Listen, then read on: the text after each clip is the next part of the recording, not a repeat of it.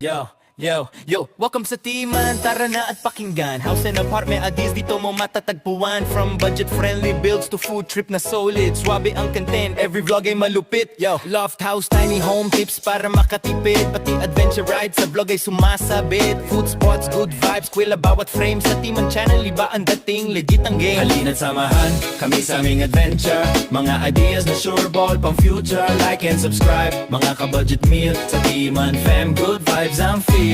Gawaing bahay hacks, room tour na aesthetic. Lifestyle upgrades na hindi masyadong magastot hectic. Sama ka na, explore natin ang mundo. Kasama si Timan, tuloy ang kwento mo. Yo, halina't samahan kami sa aming adventure. Mga tips at ideas dito masigurado. Like and subscribe, mga ka-budget meal. Timan ang tahanan ng content na real. Halina't samahan. Halina't samahan.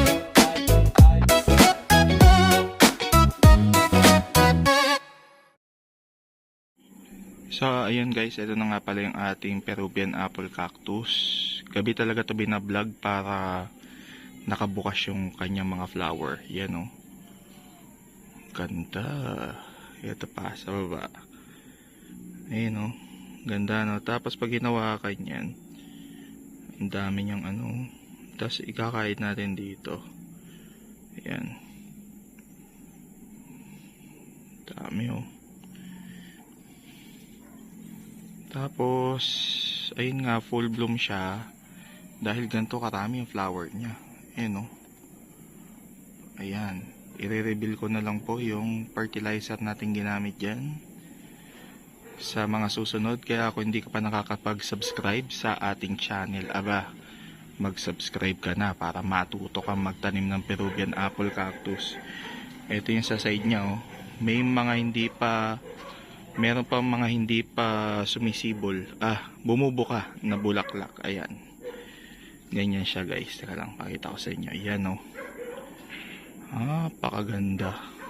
Ito, malapit na. Ayan, bubuka na to. Siguro bukas. Tapos, after ng flower niyang ganito, after nito, ay magiging bunga na siya. Magiging ganito. Ayan. Magiging ganyan siya. Lalaki yan. So parang ganito yan o. Tapos to pupula to na parang dragon fruit. Ganun yung pinakabunga niya. At yun ay makikita niya sa next vlog natin. Kasi wala pa eh. Puro pa siya bulaklak eh. Ayun o. Kaya wala pa akong update ng pinakabunga. Pero ganun siya. Bali yan, lalaki pa ng ganyan yan. Malaki talaga. Hindi naman siya yung kasing laki ng dragon fruit. Pero, mas healthy daw. Ayon sa Google. Ayan. Tapos, ayun yung buwan, oh. Diba? Kaya gabi na talaga dito. Ayan, oh, yung pinaka-flower niya. Grabe. Napakarami. Paikot yan. Paikot. Tapos ayun o, may mga bunga na rin siya o. Nag-form na siya ng bunga. Update ako ulit kapag lumabas na yung bunga niya na talaga. Kulay red yun. Maganda rin siyang tignan. Tapos yung pinakalaman niya ay parang dragon fruit. Yung puti na may mga seed na maliliit. Yan, pwede nyo rin siyang i-search sa Google para makita nyo na agad. At hindi na kayo mag-antay. Pero mas maganda kung mag-antay kayo. Actual talaga to eh. Tapos dyan lang siya nakatanim. Ganito lang yung pinaka-mature trunk niya. Yan. Marami ng tama.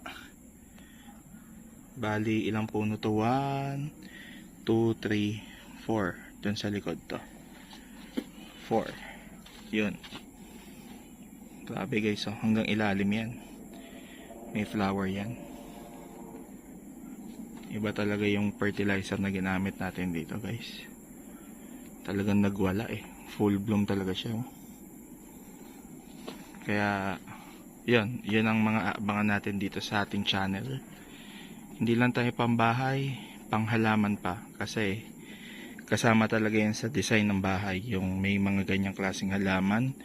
Mas maganda na sa ating bahay yung meron tayong ganyang klaseng halaman, para at least kung may dadalo sa ating bisita ay mapapawaw. Kasi bakit? Kakaiba eh. Kakaiba yung tanim natin. At yan po ay nakatanim dito malapit sa aking kusina. Ayan. At may ilaw kami, ayun, para makita natin tuwing gabi. Ito naman, marami rin nagtatanong sa akin kung ano to. Ito naman yung blackberry. Dito po yan sa Bulacan ha. Dito po yan sa Bulacan nakatanim. Ay, yan. Sa Bulacan po siya nakatanim. Blackberry po yan. Panlamig pero tumutubo. Ayan o. Namumulaklak din. Ito na siya. Kapag ka natanggal na to mga petals niya, magiging bunga na. Wala na akong makitang bagong bloom na ito. Ayan. Bubuka yan. Bubuka siya. So ito na yung mga maliliit oh. Ayaw mag-focus eh. Magiging black yan. Lalaki pa siya ng parang ganito. Ayan, ganyan kalaki. Madami na ho. Ayan oh. Sa dulo. Oh. Ang daming mga kakaiba. Kaya ayun guys, ayun lang ang maganda sa atin.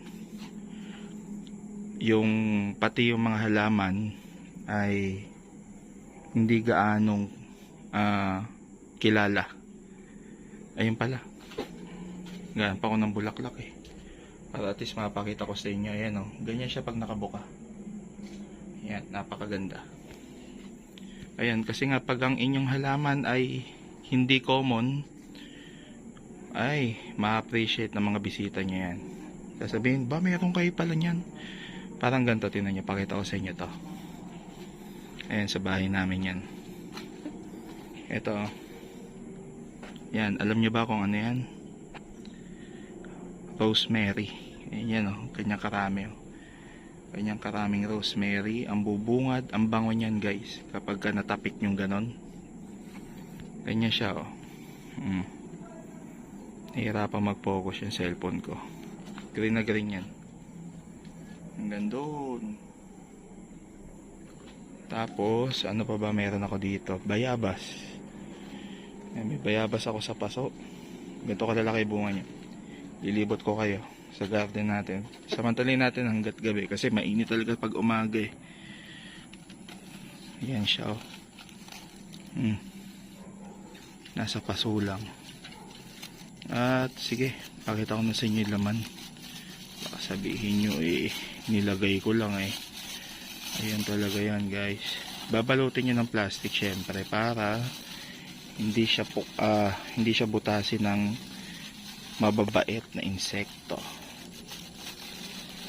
Ayan o. Teka lang. Ayaw pa magpatanggal ng plastic guys. Ayun nga natin tanggalin. Ayan o. Ganyan siya kalaki o. Diba? Laki. Ito yung kamay ko. Tapos nakatanim lang siya dyan sa paso. Ayan o. Tingnan nyo yung sanga niya oh. Halos mabali na. Kasi dahil baybayin natin. Eh bunga ayun. Ito pa oh. Dami. Ito pa. Yun oh. Nasa paso lang siya. At mayroon pa tayong kaibigan. Yan. Nandiyan lang siya. Yan oh. Yan lang ang puno niya. Yan. Bali meron lang tayo niyan dalawa.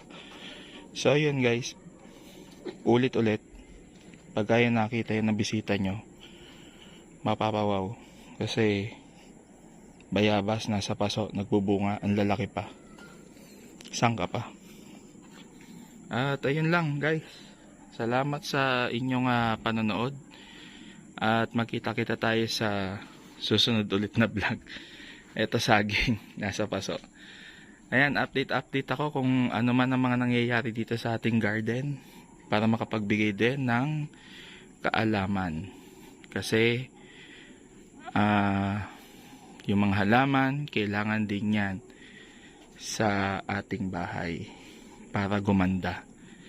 Ayan, sige. Salamat po. Bye-bye.